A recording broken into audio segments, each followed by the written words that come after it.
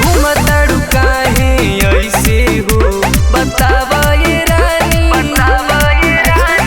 इज्जत हमर तू घरवा में जनी घटावा ये रानी।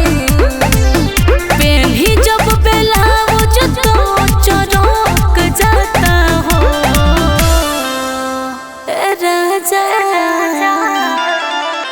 ए राजा कमर से सड़िया मोर सरक जाता हो। ए राजा कमर से सड़िया मोर सरक जाता हो।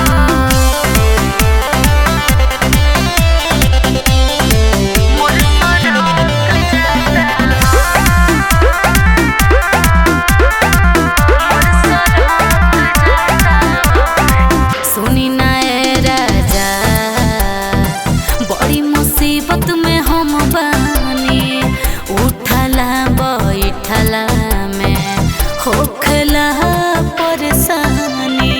हर का कहें ओहो सुना हो छूट सलवार देनी तबो ना पहिरलू, अपना पसंद के तू कुछऊ न किनलू। जरा से खोरो के लड़क जाता हो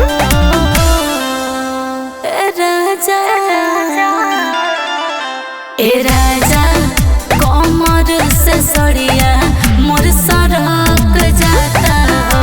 ए राजा कमर से सड़िया मोर सरक जाता हो।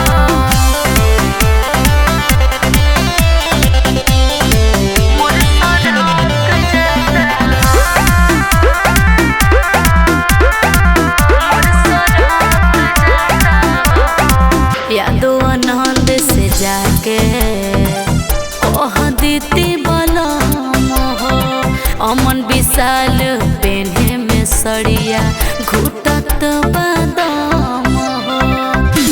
और का कही मन करे मार के दिहत तोहा दूर हो, पहिने के साड़ी नहीं सिखलू सहूर हो। बने से कतही ढरक जाता हो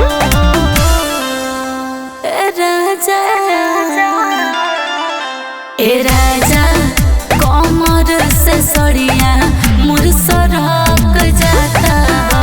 ए राजा कमर से सड़िया मोर सरक जाता हो।